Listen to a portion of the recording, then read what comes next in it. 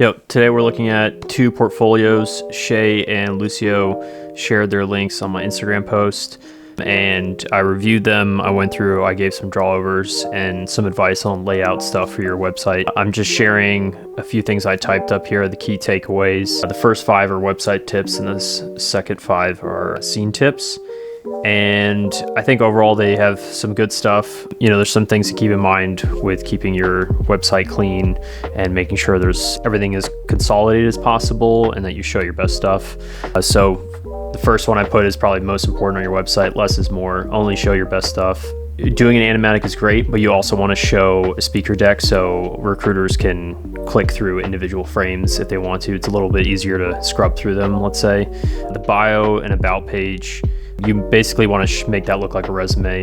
You can also share a PDF file if people want to download that, but keep it clean and typed on directly onto the web page itself. Always share your email. You need a form of contact for people to get to you. Keep projects separate and clean from each other, so that's key. And yeah, again, formatting images and videos so that everything you can click on, it takes you to YouTube if it needs to. Make sure just everything looks and is neatly laid out and is consistent. For scene tips, you want to establish a scene, introduce characters, and really distinguish those characters and show them acting and whether it's internal or external conflict. You got to make everything pretty clear.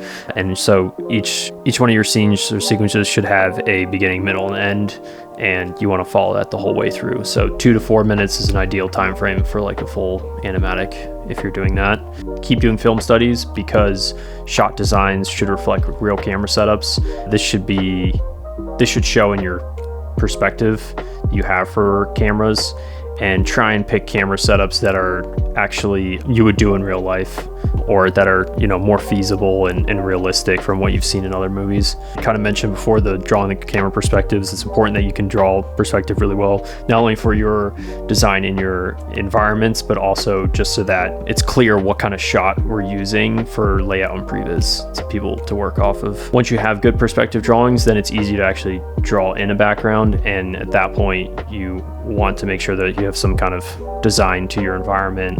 It adds to the production value of your scene and it really helps sell it. It's not that you should over animate, but you should definitely have a few extra poses where you can, and that helps to try and help convey a character emotion or a certain action that they're doing to help elevate the comedy or an action piece, that kind of thing.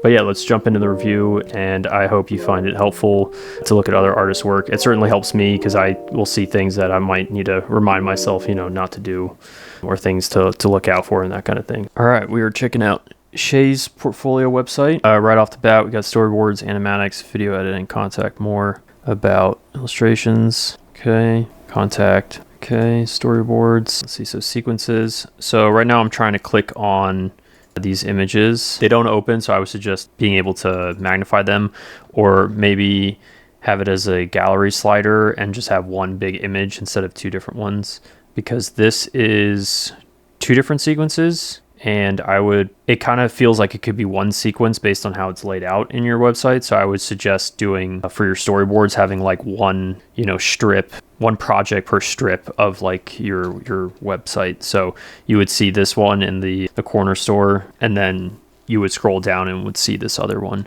I also would not put homework from First Story Academy classes. I would reserve putting First Story Academy classes in your about section, because you can put that under education. Background and layout. This is kind of cool to see, but I think I wouldn't show these probably unless you did like a project page and you had the animatic and the storyboards. Then you could share these at the bottom. But I would stick for a storyboard page. I would stick to just showing storyboards. And then thumbnails are always good to show, but again, I can't. It's hard to tell what's going on here, and I can't click and open it in a larger image. So I would again have the thumbnails, like if this is the thumbnails that looks like a different project. So I would stick to having thumbnails that relate to a project. So if you have thumbnails from this specific scene, then I would go ahead and share those, but first show the actual storyboards in full, like one frame of the board is shown in a gallery view, and you can click through them, kind of like speakerdeck, which when we get to Lucio, he has that. So I'd highly recommend having one of those on your website. So you have good ideas here, but I would probably stick to just having clean gallery views, very clear which project is which, just one project at a time, basically. Animatics. So this works, this layout here.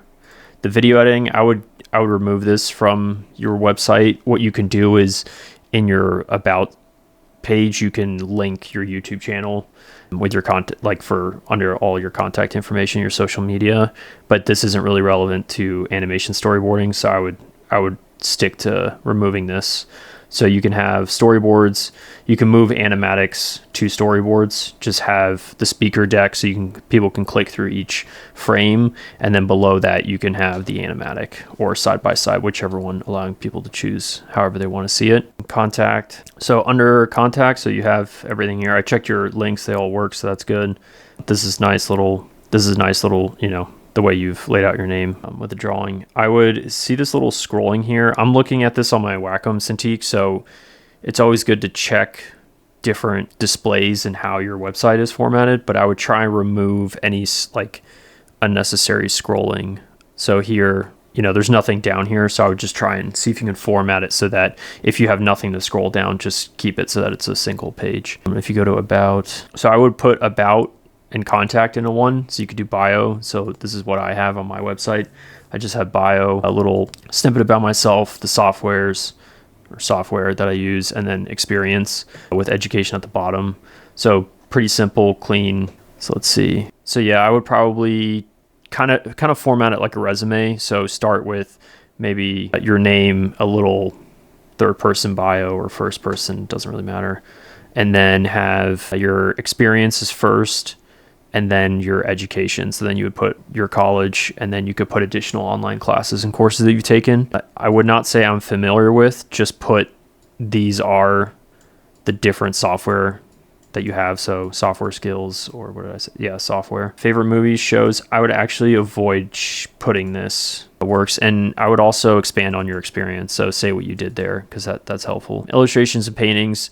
So this is, you can have like a sketchbook or a gesture drawing page, which is great, but these specifically don't show gesture drawing. So I would remove these drawings, and actually you have one storyboard page, you have one sketchbook and gesture drawing, and then you have a contact and About page, like as one. So a contact page. Don't call it contact, just call it About, and then share your email, your social media links. So similar to what I have here, you can click on my email, and then here on the right, I have all of my social media links. Okay, let's take a look at the animatic that you pointed out, and we will break it down. What can I help you with today? Just want some candy. Just looking for a little snack, you know? It's down the aisle right here, all the way down. I'm partial to the Snick Stack bars myself. Thanks.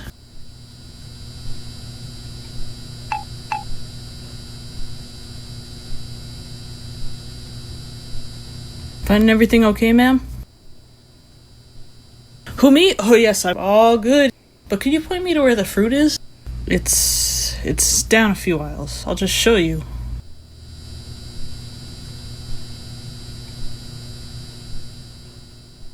A lot of bananas we got in lately.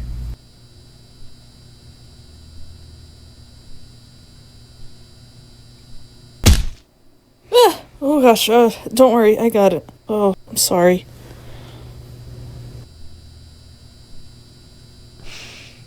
You sure you're okay? Yep, just wanted this apple here. That's it? Oh, no it's not. Where's the slushie machine? It's in the back right corner.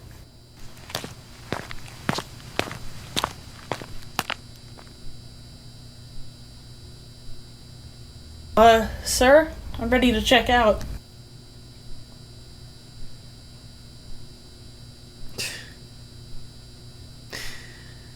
Total for this stuff is $7.49. That's all? For this? Yes. Oh. Okay, here you go. Thank you. Wait just 1 second. Aren't you forgetting something? No. Don't play dumb with me. I've been on to you the whole time. You think you're the first kid to try and swipe some chewy squishy gum? Another 50 cents, if you would. Oh, sorry. Must have forgot. Uh-huh, sure, you forgot.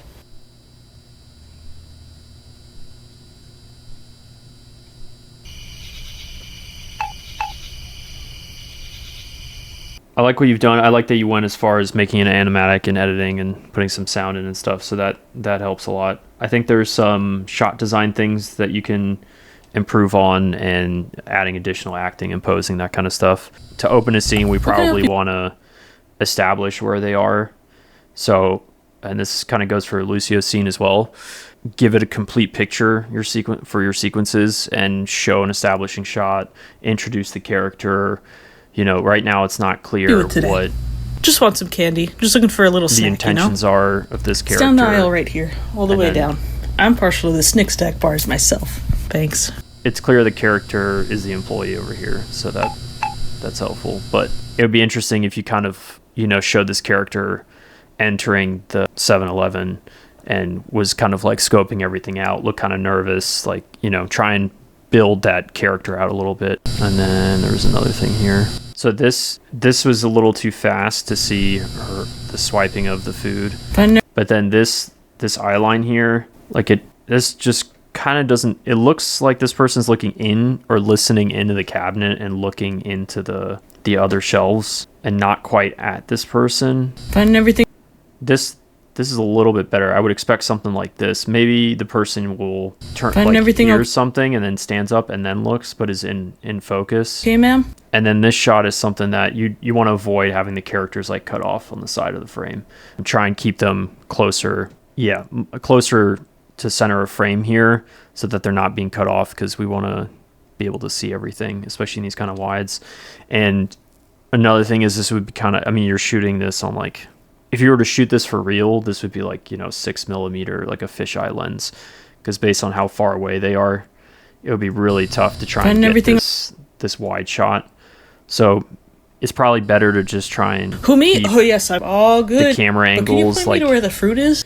It's down a few aisles. I'll just show you. One character over here. We have some other shelves here, so you can try and have them further away. And then if you were to cut to a reverse angle, you could play out the rest of the scene from the employee's point of view. What would be maybe a little bit more interesting would be to have the employee probably over here stacking something, so that there's a bit more tension in the drawing, in the framing itself, because if they're further away from each other, that creates a little bit more tension. Here they're kind of close. So it's always great before you do a scene to study other scenes that have similar settings or, you know, story moments. So any movie that has a 7-Eleven type of scene or a heist scene in a small store, that, I mean, there's tons of those, like Superbad, the Batman, the Bear has moments in like convenience stores, so it's definitely worth checking that out. And then so you can move the character over here, could stand up and look over, so it's like that. Who, me? Yeah, yes, and for something like it would just be really hard to do, so I would just stick to doing like over the shoulders or something. And then here in the foreground you could have the shelf that, you know, so your camera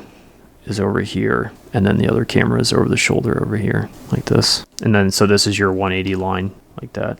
You just want to keep the camera like this. But if you were to put the camera where you had it, I mean, it would be in like another shelf or aisle, so it'd be kind of hard to do. So you can, you know, you can kind of play with this framing. Maybe the employee is like bigger in frame here, kind of imposing, and then the shelf here in the foreground, this could be the end of the shelf that the employee is stacking. So you could have this large shape here, and then maybe the person that is stealing is a little bit something like this. All good. But could you point me to where the fruit is? It's down a few aisles. I'll just show you. So I kind of like what you're doing editing wise, because it, you know, it's interesting and it's like hard cuts and stuff. But I would show the characters moving out of frame or starting to move in a direction before cutting to something like this. A lot of bananas we got in lately. Maybe try a different camera. Bananas we got in lately. So it's not as flat. Oh gosh, don't worry, I got it. Oh, I'm sorry. And I think story-wise, it might be instead of the person slapping right in front of the other person, because I don't quite get that the person wouldn't notice that the person did that. So maybe the employee would show where the apples are and then would turn around and leave, and then the character just, like, you know, purposely fumbles everything, but then is like trying to help and while the employee is trying to pick up everything, and maybe this character is also trying to help out, then they're like sneaking some in there, and then when they stand up, the basket's like a quarter of the way full or something, and then the character has all of the other fruit stash. Just wanted this apple here. That's it. Oh no, sir, I'm ready to. Yeah, and again, like we kind of just jump to a different location. We're not. You want to try and think of like how we can motivate camera jump and thinking about where characters are moving. Total for this stuff is $7.49. That's all for this. Yes. Oh, okay. Here you go. Thank you. I think here we might need a wide, when like a reaction shot to this could be a wide and could be flat and funny, because comedic moments are usually, you could have the person could play up the gesture, something like this, and the employee is just really unimpressed, something like that. So something, pretty crazy that they stash the entire Slurpee box or machine in their backpack, and they're kind of like fiddling with it and trying to like keep balance, that kind of thing. Total for this stuff is $7.49. That's all for this. And for this shot, I would just try and keep your total for this stuff is $7.49. That's all for this. The line weight and the same like the same drawing brush tools that you're using, because this kind of looks like you've punched in on a shot. So I would just try and keep everything as high res as possible. Okay, if you're not using Storyboard Pro and you're using Photoshop, just try and keep everything wait just 1 second as clear and like high quality, high pixel count. Aren't you forgetting some? See here, you can see you've done your perspective stuff, which is nice. No, don't play dumb with me. I've been on to you the whole time. This is so the scale of this drawing looks a little inaccurate here. I think the person looks huge compared to the aisles. Have the machine be like quite over imposing, and the person is I don't know how big Slurpee machines are. Something like, this is ridiculous, and then the aisles themselves are a little bit thinner, maybe. Something like that. Another 50 cents, if you would. Oh, sorry. Must have forgot. Sure, you forgot. And then here you kind of, again, just jump time and space with the person. Another 50 It would be kind of funny if you could have a shot where the person's coming back and like, swinging like a medium shot or another wide shot for comedic effect. And they're kind of, they're stumbling with it's like so obvious that the person is trying to steal the Slurpee machine. So you could play that up, and they're maybe walking towards the employee that's standing off camera here, or, it's like a POV shot from the employee, and then you can cut back to something like this. Oh, sorry. And then they walk, and then she could walk in front. Must have forgot. Sure, you forgot. Yeah, and that's a funny cut to a wide outside like that, so it's great. Yeah, all in all, it's you got some funny writing in here. I just think there's some shot designs that need a bit of tweaking, and working on the drawings, try and keep that eye line level a little bit higher. So for a shot like that, you want to try and keep your eye line for the most part up here in this top third. So for that drawing, you would like that. And lately, yeah, but otherwise it's cool. It's good stuff. Your website's clean. Again, I would just kind of remove the video editing, put the about and contact information in one page, and then have a gesture, add some gesture drawings, that kind of thing, and make sure that everything is kind of like clickable, and it's clear that one project is its own thing with the additional work like the background layout that you've done here. Just try and keep everything clear that it's one project, but start with a speaker deck, and then also have the animatic embedded in the website, because currently you kind of have to like, oh no, okay, you can't play it from here. See if you can try and get the window a little bit bigger. Just want some candy. Just so that it takes up. It's a bit bigger. Let's see. I guess. I don't know if this this might the right be way, Nick. too big, but Holy fuck. Try and have the window a little bit bigger. Okay, awesome. Shea, great job, and keep working on your drawing skills, and keep studying perspective, and again, do some film studies with the scenes that are similar to the stuff you're trying to do. Cool. Okay, next we're checking out Lucio's work. So right off the bat, I checked your links. So that all works, so that's great. Storyboards, about resume, and sketches and illustration. Yeah, so this is kind of what I was thinking for Shea's website, is just kind of consolidate everything. So storyboards, we've got speaker deck, we've got animatic, another speaker deck. So see, it's like individual projects, so this is great. And yeah, awesome. You got your email there, so about, you got your resume, sketches, illustration. Yeah, these are awesome. Okay, so overall website is clean. Everything's where it should be. I know as artists that we like to do self-portraits of ourselves. I've done them in the past. But I think from a professional standpoint, it's better to show your real face, especially for LinkedIn and for recruiters. If they were to see your work before meeting you at Lightbox, then they would recognize you at Lightbox, or vice versa. They meet you at Lightbox and then you submit an application, they open up your website, and then they would be like, oh, right, I met this person at Lightbox or CTN, wherever you might meet them at a conference. So I think it's really valuable to show your real face, even though the drawing's great. And I would maybe go ahead and just move this image, maybe make it a little smaller, move it over to the left, and then you could have your bio beside it. And then I'm going to blur out your phone number for privacy's sake. And I would not have a screenshot here. I would just type all this stuff up in like you have here, and similar to my website where just you have your experience listed and your software skills, etc. Because this kind of looks, it's blurry on my Cintiq, and to be honest, it kind of looks a little lazy. You just like screenshotted an image or from your PDF. So go ahead and just type it up, and then you can also embed like a PDF file too if you want people to have access to like your clean full resume. Go ahead and do that. Oh yeah, that's right, I forgot to say this. On experience, put experience first. I think I said that for Shea's website as well. So put experience first, then put education. And programs, I would remove Gmail and start with Storyboard Pro and Photoshop. Drawing, if that's the name of a program, I don't know a program name that, so I would remove that if that's supposed to be a skill. And remove Gmail. Everyone knows how to use Gmail. You could put Microsoft Suite. You could put Google Suite, I guess, if you're well versed in that. Adobe, Creative Cloud, you can put that. But stick with the art programs first. And then if you can, independent projects. If you can list, if it's not NDA, if you can list those projects, that might be helpful with links. Overall, it's just, solid website. Okay, cool. And sketches and everything is cool. I can click on it. Yeah, it's great. It's clear you've got a good sense of anatomy and draftsmanship skills, so you have a lot of cool stuff here. I would recommend doing some figure drawing and like try and do realistic style stuff. This is all pretty, the anatomy is good and whatnot, but it's always good to show that you're studying from real life and not over stylizing everything, as much as I love Link. Storyboards.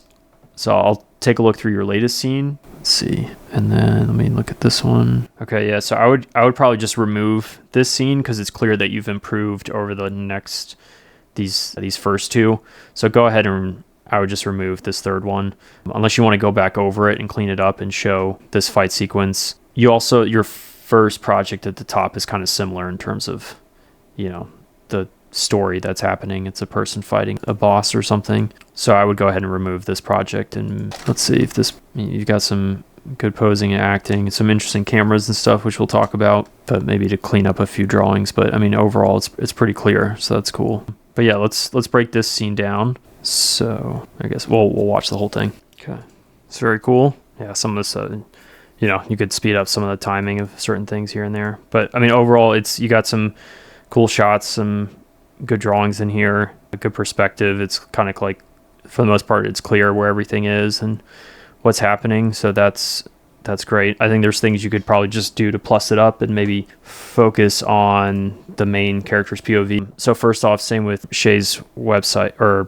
same thing with Shea's piece, was establishing the scene and maybe introducing your character in a way, kind of what they're doing. I think you did that in this one where, you kind of establish the castle. So you kind of want to, you could literally just use this panel if you wanted to, and then put it at the front here. So you definitely want to try and tell a complete story. So you want to set up something, introduce the characters, have the characters have a conflict. There's got to, whether it's drama or action, and they've got to overcome it. And then there's a resolution. You want to be able to do that in 2 to 4 minutes for a portfolio piece. And that shows people that you can tell a complete scene. That will show producers, recruiters, and directors that you are able to tell an entire story through one scene. That is the thing that I learned, that's really what got me work. And so I would, highly advise to do that. It's kind of numero uno. But from what we have here, so you have a lot of tilts in your work. I would kind of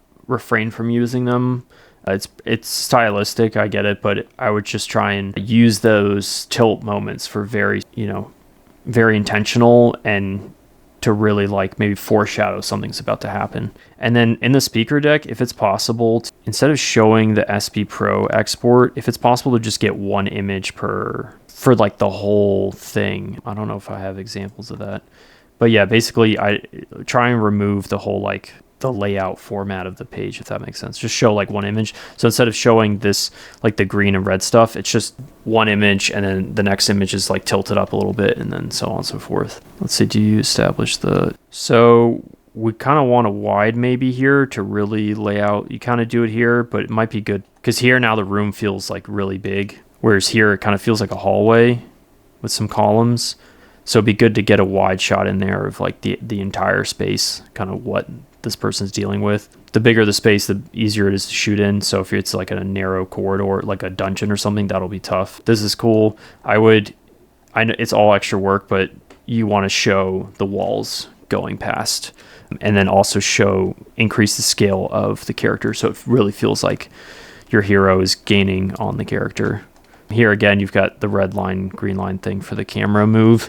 Just try and get rid of that and see if you can just export it so it's like one image per frame showing the actual camera move, not displaying it like a layout export or something. I forgot what it's called. And you got to tilt again. You don't need to tilt it. And maybe try 3/4. So instead of like this, you could do something where...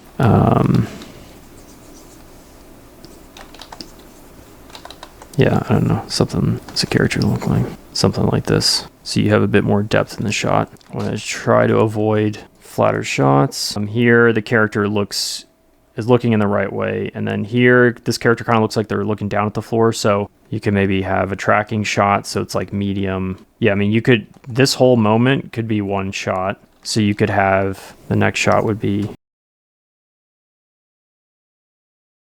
yeah, they could just be running like this and react, and then they could, bringing it up.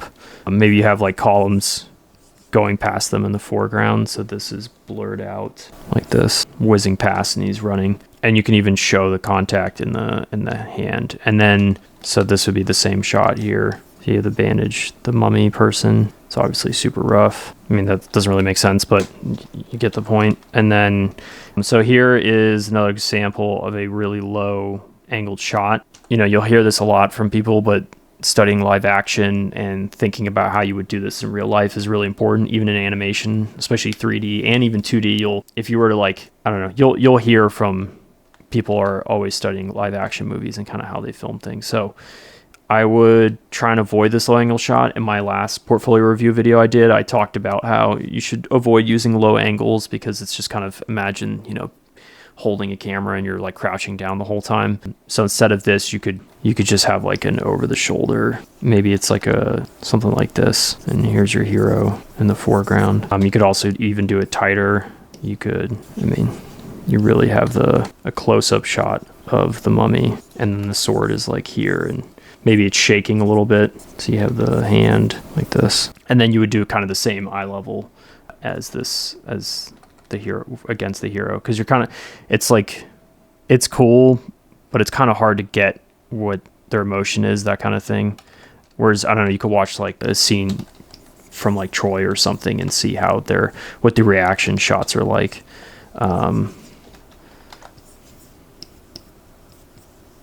So again, the blade is here in the foreground and the hand is coming through in your heroes, and you could have their reaction change. So as they realize that it's not going their way, they could go from this face to like a concerned face that you have here. Get some acting in there. And then maybe instead of this straight shot, you could do a wide showing the punch, and then, yeah, maybe cut the reverse. So you would have a wide showing the punch. And again, you could really show so for the punch, we could try a flatter shot, or a wider shot, excuse me. So for the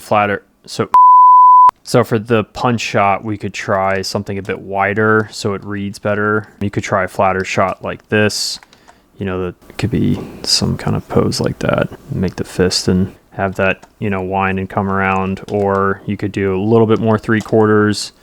So maybe the ground is kind of crazy. You've got these columns here, and your character with the sword is on something like this. And you might want to show an action where this character moves the sword out of the way or gets an upper hand with the punch. It's kind of hard to convey that. Again, it's always good to study other shots in movies where this specific moment happens. You know, someone can block a sword and then throw a counter. So, you know, maybe the mummy character kind of just grabs the sword and like can pull it down or pull it past and then throw the punch. So you kind of need to give a moment for that. And then if you had a shot like this, and then you could have the hero character fly towards camera, maybe past camera, and then you could cut to the reverse of them, you know, crashing through a column, something like that. Keep that screen direction. So this is the hero's foot. And then you kind of want to maybe keep the POV for the hero.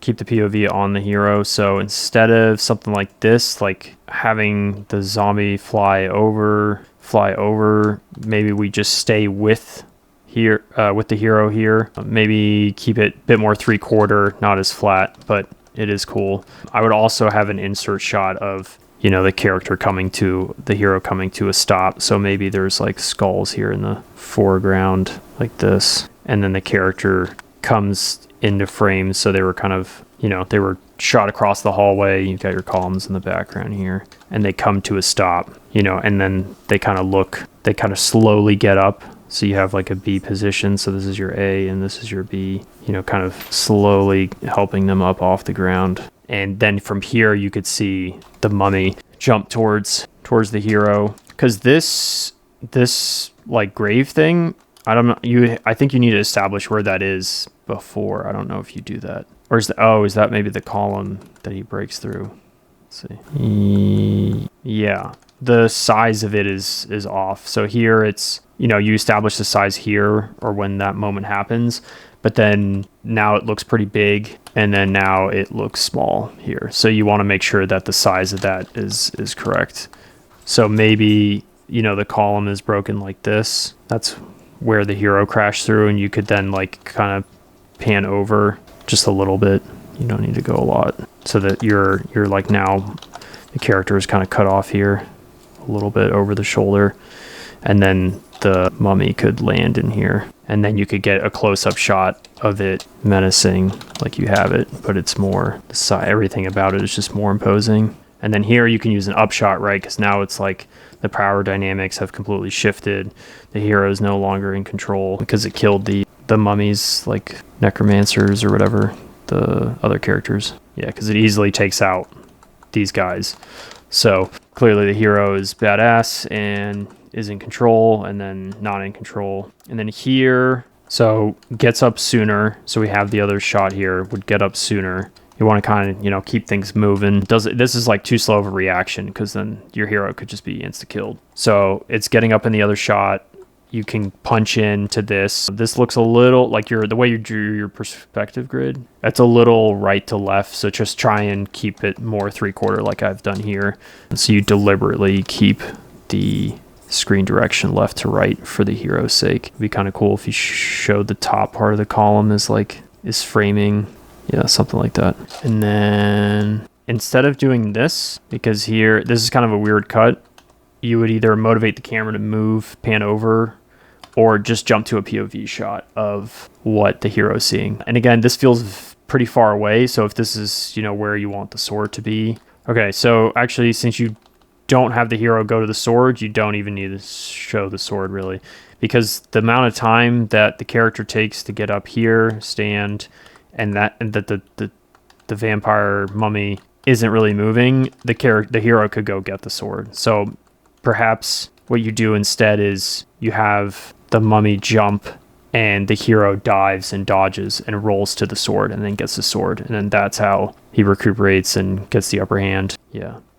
And again, so like some of these shots, like you want to just kind of add a background. It kind of adds in terms of columns and some set design, so you get a bit more production value in there. Because I mean, you got like the right shots and stuff like that, but it'd be cool to just really sell where they are.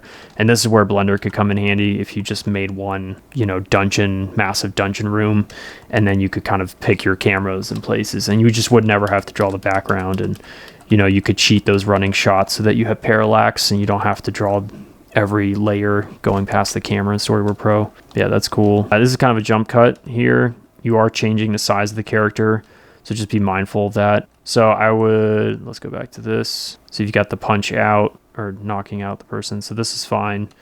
Maybe this works. It would be kind of cool if the orb ball thing would roll towards camera a bit more. So after, you could have maybe the path of the orb kind of goes towards camera, and then you have the hero in the background, something like that. Create as much depth as possible. And then instead of cutting to this shot, so in this single shot here, if you kind of stage it more like this, then you could have the hero start walking towards the ball, and then you can cut and time jump that the ball is maybe smaller in the background like this, and then the hero steps into frame, however you want to do it, and could also kneel down in this frame. So same shot, just kind of kneel down. Maybe you could have them starting to kneel down, so maybe it's a little bit wider so that the final framing of this shot with the ball is kind of like this. Again, this is all very, so they're dropping down into frame, and then you could cut on action in the hero settling down into that position, and you have that reaction. So they finish coming down here like you have. Could be probably a little bit tighter than this. Maybe you'd like dolly in, so actually make this bigger, and then your A and your B have this dolly, and it's just continuously dollying, and then you have it dollying here, right? Yeah. So then you dolly and you keep that movement going, and then in this next shot you also keep dollying, and then it settles, and then you can cut to black. It's kind of a cliffhanger ending. It's good to have a resolution in there, but it totally, you could end the scene like that. That's totally fine. More background drawings, less tilting. If you show a prop, you have to use that prop. So for the sword, I think I skipped that, but have the hero when they're up, they dodge and roll over when the mummy kind of jumps forward from that column. Let's see what else. Overall, it's a cool scene. You've got good drawings in here, good ideas. I think you just want to show a few more things and make sure some of the camera choices are a bit more clear, and try and stick with the POV of the hero this whole time. And, maybe the camera's just always kind of with them a bit more. And for this shot, just make it a POV of where the sword is. And it could be, you could bring it closer so it's more realistic for the hero to get it. Yeah. Well, overall, great stuff. I hope that was helpful. And yeah, keep studying other scenes that have, similar situations. Study from all sorts of movies, mostly live action. Try imagine yourself holding that camera and how would you actually shoot it. It'll kind of change how you think in terms of a shot economy as well. So I think it's really valuable to think that way if you had to actually shoot this for real. Keep in mind scale is a huge thing. Try and keep everything proportionally the same.